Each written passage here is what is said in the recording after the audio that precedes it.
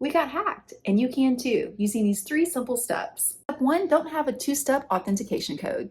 If a friend asks you a weird question and wants you to send them a code, go ahead and do it. Last but not least, make sure to use your debit card all over the place online so that the hackers have a better chance at getting your information. So obviously, I'm kidding. And I joke because in these times, as a small business, if you don't laugh, you will often cry. And I want to be fully transparent because I think the biggest thing that small business owners can do that's wrong is to act like everything's always great all of the time, or that, we've been in business for X amount of years and it just keeps going up and there's never any downs. That is a load of what do we call it? Malarkey. Yeah, that's a load of malarkey.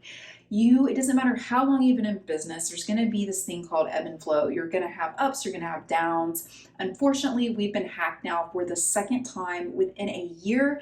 It's been pretty devastating to our business. The first time we got hacked, we didn't have our ads oiled up the way that we wanted them to. Oftentimes, there's this idea that you pay for ads and then you just start making money. Well, if you're doing it the right way, you're likely spending thousands and thousands of dollars. I can get into that more later if you want. And the sad truth is that your profit margin is still very small because you have to keep figuring out your target audience, and when you get it, you have to retarget them, but you can't get it without traffic to your website, because so it becomes sort of a catch-22, right? And then once they get to your website, you have to have this amazing experience that draws people in, and even at that point, people usually have to come back to your site multiple times before they'll actually trust you and buy from you, and if you don't get their attention very quickly, they're out the door. So we worked very, very hard as a small business, particularly the last 3 years. So we've pivoted.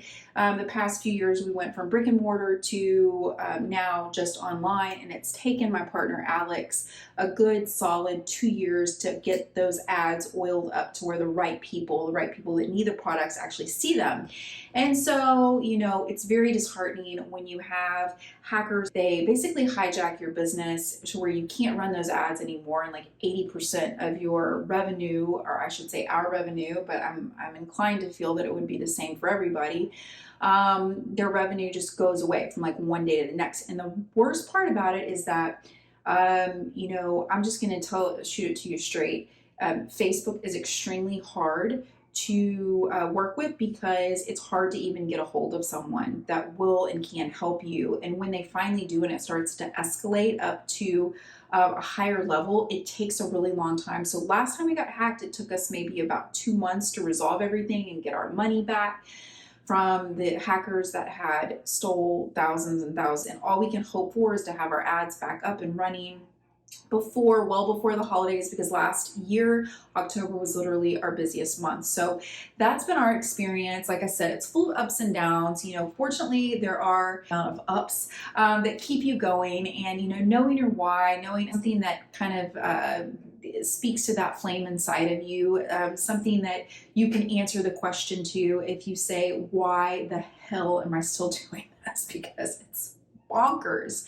Slaving away, have no holiday, on to greener pastures, my friend. This stuff happens as real life. In case you're a small business like us and are thinking of going into it, it takes a lot of grit, hard work, passion, patience. There are absolutely no shortcuts, and I'm excited to continue to share more of our journey with you. So thanks for hanging out with me today. Like and subscribe. Remember, the more you know, the more you glow. Ciao for now.